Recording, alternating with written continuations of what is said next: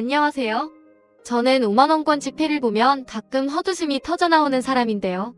거두절미하고 객관적인 요소부터 짚자면 저는 지방 출신이며 대학을 서울에서 다니는 바람에 상경을 했고요. 서울에 있는 4년대 대학 중에서 10손가락 안에 드는 곳을 나왔습니다. 학점 관리를 못해서인지 취업 준비가 미흡했던 탓인지 졸업 후에 그다지 좋은 직장을 잡지 못했고요. 제가 결혼하게 된 남편은 서울 바로 근교의 경기도 출신이며 최고 명문대 나온 인재였어요. 그리고 최고 대기업 들어간 사람이었고요. 서로의 존재도 모르고 접점 하나 없이 살았던 저희 두 사람이었는데 교회에서 인연을 쌓게 되었네요. 웃긴 건 둘 다 원래 교회 다니던 경우도 아니었단 거예요. 저는 친구 따라서 한번 가본 거였고 남편은 직장 사수한테 잘 보이려고 한번 따라 나와본 거였어요. 이러니까 만날 인연은 어떻게 해서든지 만나게 된다는 속설이 있나 봐요. 세상에 어쩜 이런 식으로라도 엮여서 결혼을 할 수 있었을까요? 시댁이 그렇게 잘 사는 편은 아니었어요. 빚만 없어도 부자라는 말이 있던데 그것에 적용을 한다면 나름 시댁도 부자였네요. 여유로운 형편은 아니었으나 빚은 없었어요.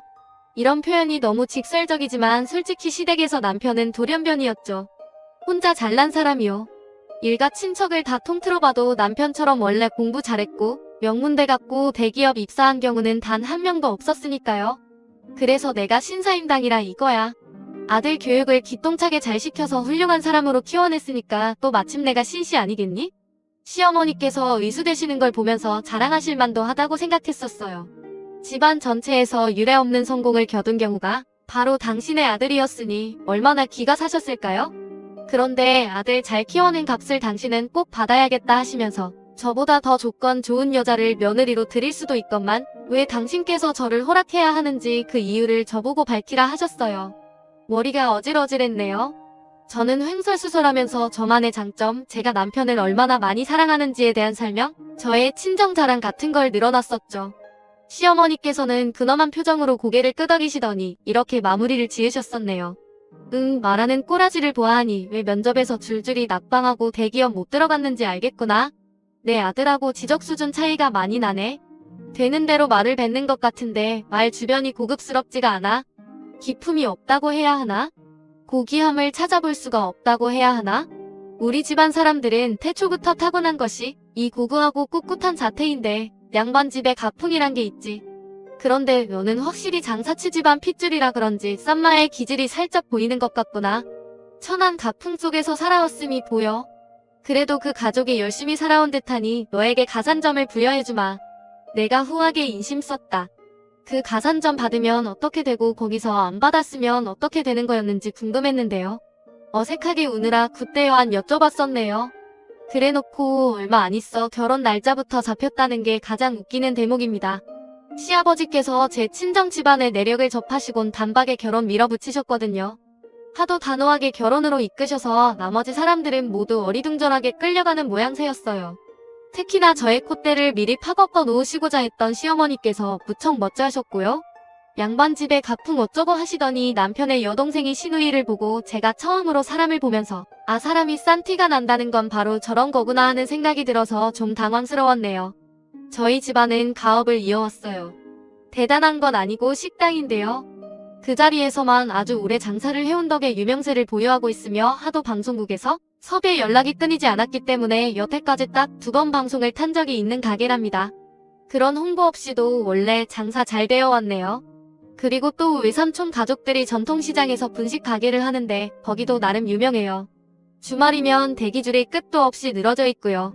자잘하게 장사를 하는 집까지 따지면 더 많아져요. 신과 외가 가리지 않고 장사해서 돈 버는 사람들이 포진해 있네요. 이유가 있어요. 왜냐하면 그런 사람들끼리 만나서 결혼을 이어왔기 때문이죠. 아무래도 통하는 구석이 있어서 그런가 봐요. 제가 늦둥이라서 저는 위로 나이 차이 꽤 나는 오빠가 있는데요. 고3 때 입시를 망쳤던 오빠는 재수를 했어요. 1년간의 재수 생활을 마치고 또 수능을 봤던 오빠는 저한테 와서 이렇게 말했죠. 식당은 내가 물려받아야겠다. 너는 앞으로 코피 터지도록 공부 열심히 해서 좋은 대학하고 좋은 직장 들어가고 포함 나는 사무직 남자 만나서 결혼해라. 분명히 명문대 갈 거라고 큰소리쳤던 인간이었는데 식당은 절대 근처도 안 기웃거릴 거라고 했으면서 갑자기 왜 이러나 했네요. 저는 코 흘리게 초등학생이었는데 저한테 그렇게 말해봤자 뭘 알아듣나요?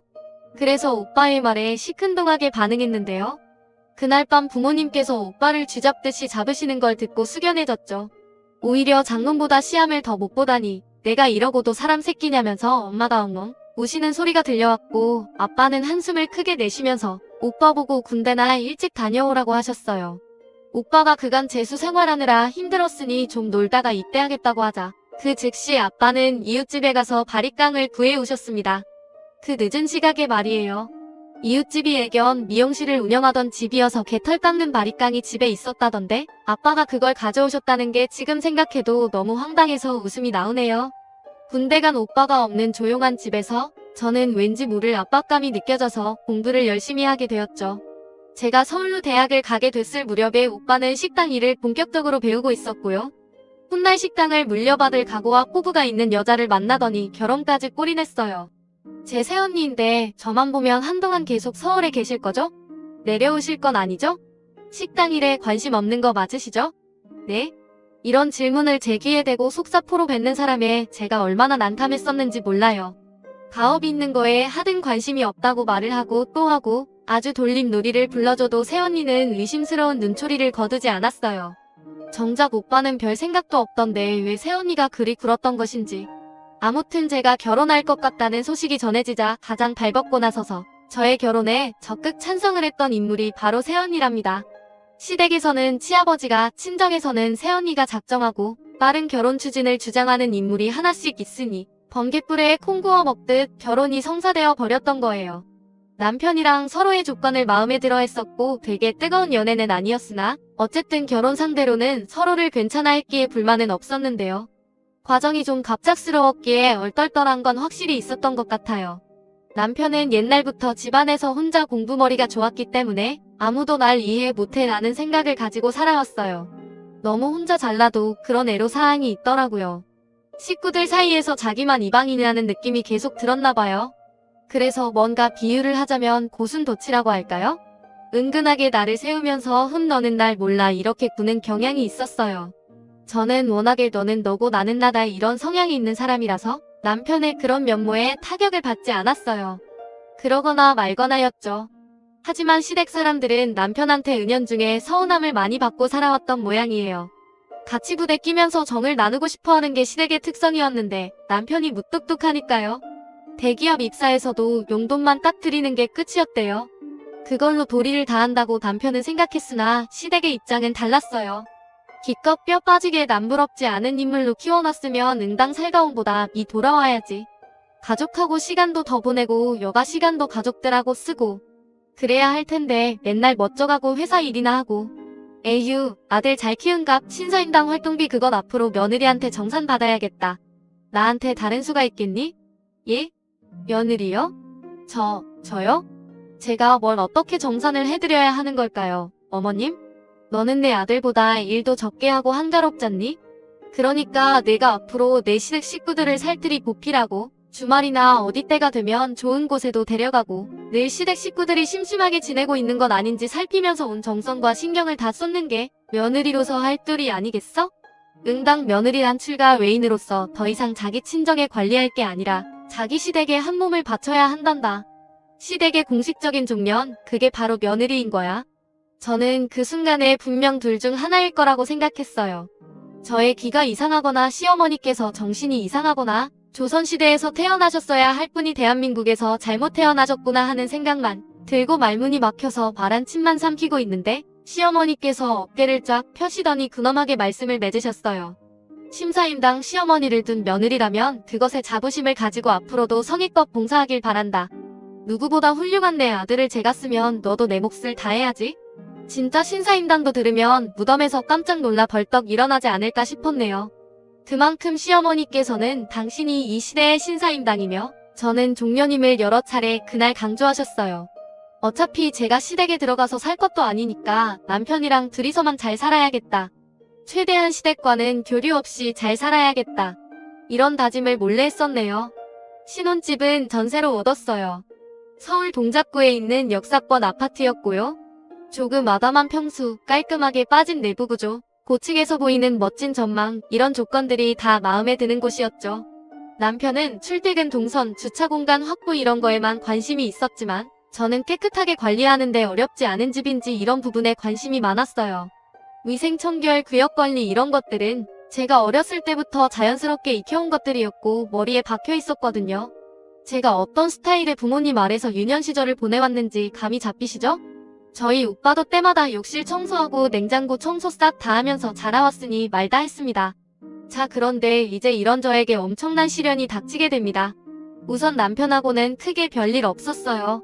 일을 좋아하고 성과에 미친 워커홀릭이라서 집에 와서는 피로를 풀고 쉬기에만 급급했고요. 집에서 딱히 뭘 하는 게 없으니까 더럽힐 건수조차 없었던 거예요. 그러던 남편이 해외 출장을 가게 되었어요. 2달 일정으로 베트남에 말이죠. 그러면서 저한테 생전 안 하던 부탁이란 걸 하더군요. 혹시 내 동생 나 없는 동안만 여기 우리 집에서 통학하게 할 수 있을까? 지하철만 3번 갈아타고 학교 다니는 걸 동생이 너무 힘들어 한다니. 지난 학기도 간신히 다녔다고 하더라고. 무슨 말인지는 알겠어. 그런데 이미 학기 시작한 거 아니야? 학교 잘 다니고 있을 텐데 굳이 왜 환경을 바꾸려고 해? 나랑 살면 불편해 할 텐데. 나는 그게 걱정인 거야. 아니야, 그런 걱정 안 해도 돼. 왜냐하면 내 동생이 먼저 간절히 부탁해서 내가 너한테 말 전달하는 거야. 내 동생 작은 방에서 몇 주만 지내게 해주면 안 될까? 참고로 신우이는 대학에 대해 줄줄이 꿰고 있지 않은 이상 서울에 그런 대학도 있었다고? 싶은 곳에 재학 중이었어요. 그때가 졸업 전 마지막 학기였고요. 조금 놀라운 거라면 거기를 재수해서 들어갔다는 점이 있었네요. 시댁 위치가 경기도인데 신우이가 집에서 대학교를 가려면 지하철만 3번 갈아타야 했나봐요. 무엇보다 집에서 지하철역까지도 거리가 있어서 그걸 버스로 가야만 한다고 했죠. 저희 신혼집에서는 그 대학교가 훨씬 가기 쉬웠고요. 거절할 엄두가 안 나더라고요. 신우이가 먼저 원했다고 하니까 거절하기에 너무 미안했고 속으로는 그래 신우이게도 자기 부모님이랑 사는 게 답답해서 그럴 테지. 왠지 이해가 간다. 이런 생각이 들어서 그랬어요. 비록 그간 짧게 봐왔던 신우이의 모습이 지나치게 멋부리는 걸 좋아하고 유행에 민감한 것 같아서 저랑은 왠지 코드가 달라 보이긴 했지만요. 서로 자매가 없었기에 언니 동생 하면서 친분을 잘 쌓는다면 두고두고 좋을 거란 계산이 생겨났어요. 실제로 신우이가 짐을 가져온 첫날에 저희는 호칭 정리를 새로 했어요. 저는 앞으로 친근하게 신우이를 이름으로 부르기로 했죠. 시작이 좋은 것에 신우이한테 받았던 첫인상이 별로라고 여겼던 제 과거를 단정하기도 했답니다. 하지만 그때부터 저의 시련이 시작되었어요. 세상에서 가장 긴 7주였죠. 남들하고 비교를 안 해봐서 객관적인 수치는 모르겠으나 제가 화장품을 어느 정도 갖추고 사는 편이에요. 지인한테서 소소한 선물을 받게 되면 그게 화장품인 경우도 많았고요. 제가 립스틱도 여러 개 가지고 있었는데 외출할 때는 수정 화장에 편한 립글로스 하나만 휴대하곤 했죠. 그런데 신우이랑 같이 산 지 2주? 거의 보름도 안 되었을 때였어요. 이상하게 제 립스틱들의 양이 줄어가고 있다는 느낌을 받았죠. 색이 부담스러워서 가끔씩 바르는 립스틱이 있었는데 그날 모처럼 그걸 발라보려고 뚜껑을 열었더니만 딱 봐도 양이 줄어있는 거예요. 이상하잖아요. 저는 그걸 원체 잘 바르지도 않는데요. 기억 속 남은 양이 4cm 정도라고 친다면 제 눈에 보이는 양은 3cm 정도였어요. 그때는 착각인가 했는데 다른 립스틱들도 전부 그렇더라고요. 그리고 며칠 후에 소름이 끼쳤죠. 와, 그 사이에 립스틱들의 길이가 조금 더 줄어있는 거예요. 진짜 농담 아니고 저는 그때 제가 정신분열증 같은 거 걸린 줄 알아서 잠깐 겁먹기까지 했었어요. 고민하다가 신우이한테 물어봤었죠. 범인이라고 한다면 솔직히 신우이밖에 없잖아요. 저기 지연아 이런 거 물어봐서 미안한데 혹시 내 립스틱 쓴 적 있어? 모양이 좀 달라진 것 같아서. 네? 아니요? 저는 잘 모르겠는데요. 왜 저한테 물어보세요? 언니는 제 입술이 언니 립스틱 바른 것처럼 보이세요? 저 입술에 각질 많아서 립스틱은 아예 안 발라요. 아시잖아요. 알기는 제가 어떻게 아나요? 아무튼 신우이가 펄떡 뛰면서 잡아떼더라고요. 질문 한번 던져본 것뿐인데 입술을 파르르 떨어댔어요. 누가 뭐든 신우이가 한 짓은 확실했죠. 그런데 어떻게 그 많은 양들이 줄어들 수 있었을까 하는 의문이 있었는데요. 놀랍게도 그 이튿날의 해답을 마주했네요. 신우이가 씻으러 들어갔는데 작은 방에서 휴대폰 벨소리가 울리는 거예요. 전화가 오는 모양이었는데 계속 끈질기게 울리더라고요. 시끄럽기도 해서 제가 작은 방으로 들어갔죠. 전화 오는 휴대폰을 찾을 요량이었건만 문득 제 눈에 작은 쇼핑백이 들어오는 게 아니겠어요? 제가 미니 손지갑을 사면서 받았던 코치 브랜드 쇼핑백이 방구석에 있길래 저도 모르게 무심코 그걸 들여다봤죠. 쇼핑백 모아두는 곳에서 신우이가 이걸 챙긴 모양인데 이런 생각을 하면서 그 쇼핑백을 본 순간 하마터면 소리 지를 뻔했습니다. 저의 사라진 립스틱의 양들이 거기에 있었어요. 립 팔레트 뭔지 아시죠? 여러가지 립스틱 색상이 들어있는 거요. 신우이가 핸드메이드로 그걸 만든 거예요. 6칸짜리 립 팔레트를 3개 만들었더군요. 팔레트마다 포스트잇으로 메모가 붙여져 있었는데 새로 구매한 내 립스틱들 너랑 나눠 쓰고 싶어서 조금씩 덜었어. 이렇게 적혀져 있었고요. 자기 학교 친구들한테 립 팔레트를 하나씩 주려고 했었나봐요. 네임펜으로는 팔레트 겉면에다가 정성스럽게도 샤넬, 코코샤인, 아르마니, 지오, 맥 레비싱 이런 식으로 립스틱 이름들을 적어놓은 모양새였고요. 제 립스틱들을 조금씩 잘라다가 소분해서 이런 걸 만들었다는 게 너무 어처구니가 없었고 말문이 막혀서 정신도 멍했어요. 그런데 이미 벌어진 일, 어차피 오래 동거할 것도 아니고 한 가족인데 괜히들 추지 않는 게 이득이다 싶어서 아무 말도 안 했어요. 그런데 신우이가 손버릇 자체가 나쁘더군요. 공경에다가 몰래 제 향수도 덜어갔어요. 립스틱이니 향수니 이런 건 제가 애교로 봐줄 수 있어요. 하지만 오랜만에 꺼내든 제 구찌 가방을 마주한 순간 분노가 끌어올랐네요. 제가 포인트 컬러로 매치하려고 빨간색으로 구매했던 크로스백이었는데요. 신우이가 저 몰래 그걸 메고 나갔다가 하필 뭘 묻혀왔던 모양이에요. 오염 묻은 것까진 가방 쓰다 보면 그럴 수 있잖아요. 신우이가 저한테 가방 메고 나갔다가 더러워졌다고 말했다면 그냥 넘어갔을 거예요. 하지만 신우이는 오염된 부분 위에 빨간 매니큐어를 덧칠하는 만행을 저질렀네요. 상식적으로 어떻게 그런 조치를 취할 수 있었을까요? 가방을 쥔 제 손이 덜덜 떨려왔어요. 지난 기간 동안 신우이를 참고 지냈던 순간들이 제 눈앞을 파노라마처럼 스쳐갔죠.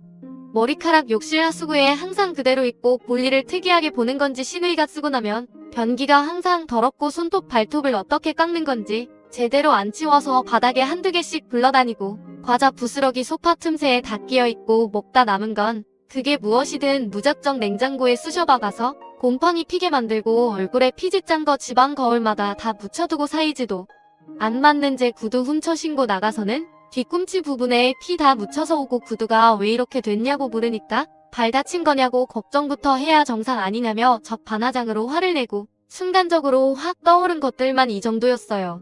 압축하고 압축한 게 이 정도였으니 제가 눈이 돌아갈 만했죠. 지연아 너 해도 너무한 거 아니야? 내가 어디까지 용인해줘야 돼? 난 내가 유별나게 깔끔 딴다고 생각 안 해? 네가 지저분한 거지 게다가 내 물건로 어디까지 손대고 망쳐놓을 셈이야? 네가 양심이 있다면 이렇게 행동할 수는 없다고 생각해. 양심이란요? 언니야말로 너무하시네요. 언니는 다 가졌으면서 저한테 조금 더 손해보기 싫어서 꼭 이렇게 발작하셔야겠어요? 뭐? 발작? 내가 뭘 다 가졌다고 그러는 거야? 이해가 안 돼 지금. 언니 제 입을 통해 꼭 확인받고 싶으셔서 겨우처럼 구는 거 제 눈에는 다 보이는데 그냥 속어 넘어가 드릴게요. 제가 다 말씀드리겠다고요. 언니는 화장품도 많고 가방도 많고 신발도 많으시잖아요. 보수 제품은 하나도 없고 그거 다 브랜드잖아요. 언니가 지하 상가에서 쇼핑해야 하는 제 처지를 생각이나 해보셨어요? 안 해보셨겠죠? 저희 오빠보다 스펙도 후달리는 주제, 장사 좀 되는 식당집 딸내미란 이유 하나만으로 풍족하게 사시는 거 솔직히 너무 불공평하다고 생각해요. 잘난 저희 오빠랑 결혼했으면 그 동생인 저한테도 뭔가 베풀어 주셔야 하는 거 아닌가요? 언니가 먼저 제 선물 사주셨다면 제가 과연 그랬을까요? 신우이가 소리를 빼찌르더니 엉엉 울면서 작은 방으로 들어갔어요. 문 잠그는 소리에 맞춰서 제가 허탈한 웃음을 흘렸네요. 너무너무 머리가 아픈데 신우이가 또 어질러 놓은 거실이 더러운 게 거슬려서 청소기 돌리고 물걸레질 싹 하고 나서야 들어 누웠어요. 지끈거리는 머리 부여잡고요. 한숨 좀 돌리려는데 불청객이 찾아왔습니다. 누구겠어요? 아직 베트남에 있는 제 남편일 리 없었죠. 이 천안 장사 집집안에서 나온 종년 주제의 신사임당이 며느리가 되었으면 그에 걸맞게 행동하라고 내가 분명 일렀지? 그런데 내가 분수를 망각한 채 내 신우에게 점수 딸 기회를 걷어차고선 막무가내로 굴어? 나에게 회초리질을 당해야 정신을 차릴 요령인 게냐? 네, 자책 신사임당이 출동하신 거였어요. 신우이가 방에 들어가자마자 시어머니께 연락을 한 것이었죠. 더럽고 치사하더라고요. 이딴 상황에 힘을 낸 것 자체가 너무 진절이 났어요. 그래서 탄식을 하고 있으려니까 시어머니께서 눈을 부릅뜨시며 저에게 당장 나가서 회초리로 쓸 나뭇가지 하나 꺾어오라고 하셨습니다. 시어머니의 호통소리에 방에서 슬그머니 기원 나온 시누이는 눈물을 마저 닦으면서 저를 째려보고 있었고요. 어처구니 없는 시어머니와 얄미운 시누이. 더 이상 쓸데없이 이들 앞에서 저 자세로 나가는 척 연기하는 신용마저 하기 싫어지더군요. 그렇게 구는 것이 인생의 낭비로 여겨졌어요. 지금 당장 신사임당의 자랑스러운 고명딸도 함께요. 짐은 제가 오늘 하나도 빠짐없이 다 싸서 내일 날 받자마자 댁으로 붙이겠습니다. 뭐야? 지금 고개를 숙여도 모자랄 판국에 우리를 쫓아내겠다고? 내가 지금 제정신이니? 이게 정녕 며느리가 하러 옳은 행동이 맞은 게야? 내가 왜 당신 며느리야? 지금 이 시간부로 난 당신 며느리 아니에요. 당신 아들 출장길에서 돌아오는 즉시 이혼 도장 찍으라고 할 거고 나는 그 준비 미리 다 해놓을 겁니다. 제 말이 끝나자마자 시누이가 손에 쥐고 있던 핸드폰을 떨어뜨렸어요. 시어머니께서는 휘청거리시며 한 발짝 뒤로 물러나셨고요. 해괴한 언행은 다 하면서도 설마 제가 이혼 얘기를 꺼내들지 몰랐나 보더라고요. 제가 남편한테 매달려서 이 결혼하고 싶어서 어쩔 줄 몰라야 했다고 철석같이 믿고 싶어한 사람들이었으니 그럴만도 했네요. 조용하다 못해 싸하게 가라앉은 공기를 가르며 시어머니께서 저에게 먼저 손을 뻗어오셨어요. 굉장히 당황하신 표정으로 저를 잡으려고 하시길래 제가 그 손길 피해드리며 말씀드렸죠. 정신병자들 상대해주는 거 얼마나 많은 정신력을 소모하는 일인지 본인들은 모르니까 활개를 치는 거겠죠? 정말 너무 피곤하네요. 마음 같아서는 경찰 부르고 싶어요. 그러니 제발 조용히 나가주세요. 지금 당장. 시어머니는 너무하다면서 훌쩍이는 소리를 냈으나 개의치 않고 제가 냉정한 태도를 고수했어요. 지금은 때가 영 아닌 것 같으니 우선은 가보겠다면서 시어머니는 헛기침과 함께 나가셨고요. 못 박힌 듯 서있던 시어머니는 시어머니의 최근에 마지 못해 따라 나서더군요. 어찌저찌 상황을 끝내고 나서도 계속 머리가 아파서 두통약 먹고 잠들었었어요. 남편은 돌아오자마자 저한테 두 가지 말을 동시에 했습니다. 철없는 동생을 둔 오빠라서 내가 정말 미안하고 면목이 없다. 그런데 너도 대처가 너무 심했어. 득언 정도를 지나쳤다고 생각해 우리 엄마한테 죄송했다고 인사는 드려. 자기가 저한테 미안한데 저도 시어머니께 미안한 게 있다는 거였어요. 같이 시댁에 가서 대화 좀 나눠보자고 남편이 자꾸 그러길래 가봤죠. 그랬다가 제가 엄청 놀랐어요. 전에 딱 한 번 가봤던 시댁의 인상은 이게 아니었는데 그때만 대청소한 거였나봐요. 부시에 방문했더니 내부가 왜 그렇게 더럽던지요. 솔직히 거기에 너무 충격받아서 시어머니께서 뭐라 떠드시는 내용은 잘 들리지도 않았네요.